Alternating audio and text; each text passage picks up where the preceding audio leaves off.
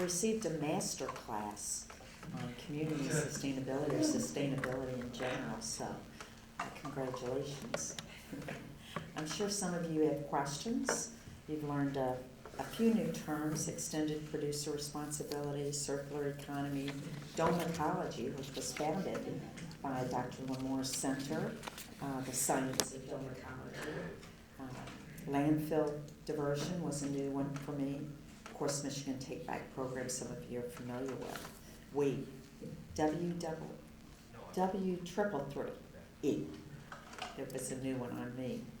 So if you wouldn't mind raising your hand if you have a question, and Leah will come to you with the microphone.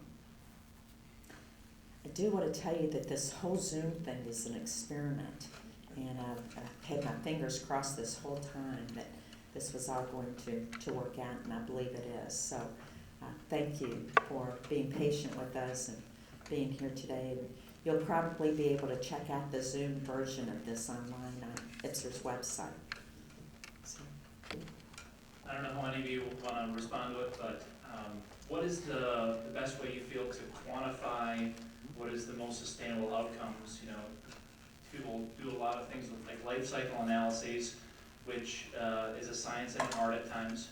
But and you look at supply chains and circularity, I think is what many of you talked about, different ways to achieve that. But are there instances in which having a reuse or circular use of one type of product is not maybe the most sustainable thing when it comes to greenhouse gas emissions or other things? And how do you decide between those different aspects? Excellent question. It's a big one. So, Yes, please. so you're absolutely right, because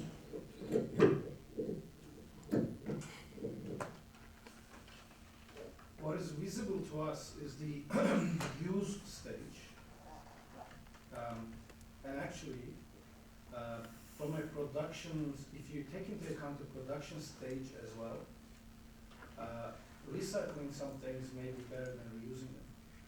So imagine a light bulb, and you now have invented a more environmentally friendly version of the light bulb.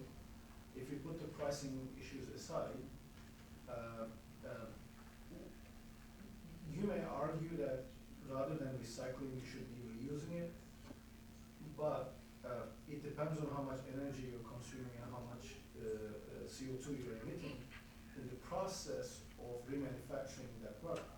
So when you put the remanufacturing and use together, rather than just looking at the use phase, then we know that for some products, actually, reuse is not necessarily the most environmentally friendly option. And this is why I was suggesting that actually sort of resorting to the science aspect in every space is a good thing to do, because the intuition about reuse being the best thing maybe because you see only the used product. I mean, another product that comes to my mind, which is a better example than a light bulb, is a refrigerator. So you may think that, you know, reusing your refrigerator for 15 years is a good thing, but then maybe that old model of the refrigerator is a lot less environmentally friendly than the new version. So it's not clear, that there is like a one-size-fits-all solution. I think it's a product-based solution that pays attention to what happens when you're remanufacturing the product, what happens when you're recycling it, and what happens when you're using it. So all those. So it's in a sense a life cycle analysis, but sort of a more integrated version of it. Very good. Thank you. I will add that one of the areas that helps us somewhat when we're evaluating different products and uses on campus is our community partners. So when we're looking at products and their energy impacts, Consumers Energy has been a tremendous resource to us. When we're looking at other products, sometimes Material Recycling Coalition, sometimes it might be Eagle. So having those strong partnerships is what helps us so that we don't have to do all that in our analysis ourselves. One of our challenges is getting that incorporated into the decision making. And that's a training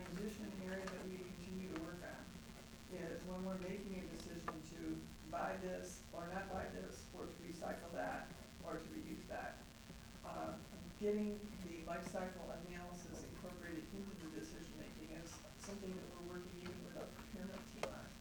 So we have a ways to go in there, but we do rely on our partners for some of that numbers as well. Very good.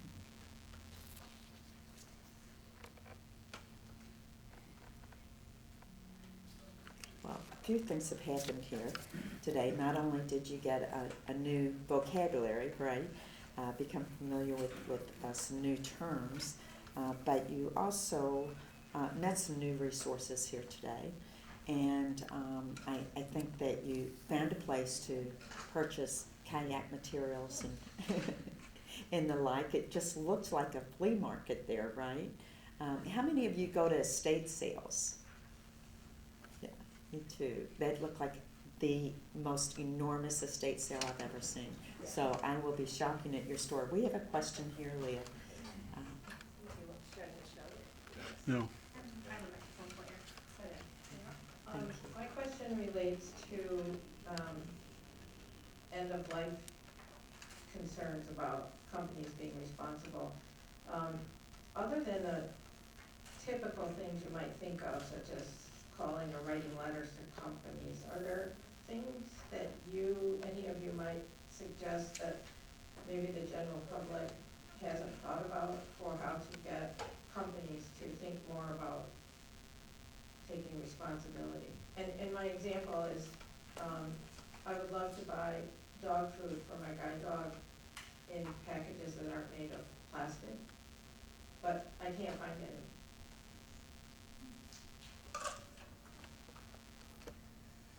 Well, in the case where there is no alternative product that meets your desired consumer need, it really does present a challenge.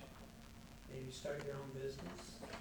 And this is the entrepreneurial opportunity, right? To try to create enterprises that fill that void where there's a consumer demand or desire for a particular product but is not currently being met in the current, product inventory. So it's one of the challenges and one of the opportunities that are out there. So buying in bulk, maybe, and then transferring the material in a less bulky, like a paper bag or something. I mean, that's one option. If you can buy in bulk with your neighbors maybe, and work through that process a little bit, that's very inconvenient, I understand, but that might be another option. But that is part of the challenge. Did you mention that it was a guide dog? Well, yeah. Yeah, I was just thinking that maybe looking at innovative partners and maybe taking it to whether it's a canine companion or a leader dog, whatever type of guide dog you have, those organizations would be interested in that kind of topic and interest. And I have had a really great relationship with leader dogs. I know that they would be really interested to know that that is something that their customers, their clients are interested in. And they might have enough wherewithal to be able to help you advocate for that change and being able to work with some dog food companies that could pilot that project. So I would encourage you to think about the organization that you work with your particular animal. But it also, if you want introductions to some animals in those cases, let me know and you guys make those introductions as well. I think that they would be very interested in that service for their clients and advocating on behalf of them. In that same vein, I would suggest talking with MSU Packaging. They're doing, I believe they've just gotten an award of being #1 for packaging in the country, and they're very interested to hear those ideas and those kinds of needs as well. So that would be a good resource, and they would love to hear that kind of feedback, that kind of input, I should say. Thank you. Good question. Hi, my name is Yvette McElroy Anderson. I am a MPLP alum. I work for Wayne County Community College District in Government Affairs.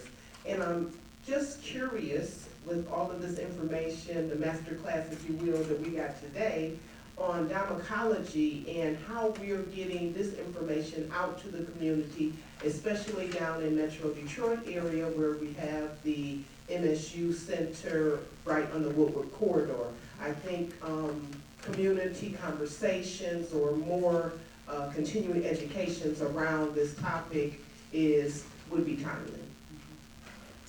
Be glad to work with you on doing that. We do interact with some of the architectural salvage facilities. We've got work going on with with the demolition companies to try to increase their use of salvage and try to create markets. Some of the challenge that this faces, and thank you for that question, by the way, is the cost. Deconstruction of a structure costs more under the current market system than demolition. And we're all concerned about removing blighted structures, so the maximum blight removal strategy is to demolish as quickly as possible, even if it has other potential negative effects like increasing the amount of materials in landfill. There's evidence of lead plumes that are associated with demolition. But, if we can maximize the salvage value of materials in structures through changing our, by finding value in those materials, then that will even the cost with deconstruction, which is a labor-intensive model. It has employment and training opportunities associated with it. And so we're anxious, it's a multifaceted approach that's gonna require a lot of different parts to come together in partnership to create a different system of structural removal. Some of what we've been talking about, I'll just throw this out because there might be a couple of legislators, we've been looking at how do we pay for this? Right now, the taxpayer, the general taxpayer, bears a lot of the burden for the removal of abandoned structures. Is there a more equitable way that we could do that? During the life use of a structure, might we find a way to generate the revenues necessary for the deconstruction of the structure at its end of useful life? Examples we have are bonding. We do that now for cell towers or wind generating electric turbines. Local governments can require a bond so that at the end of the use of that structure is removed with that bond. We might also look at insurance policies, a way of collecting a stream of income over the life of the structure so that at the end of the useful life, there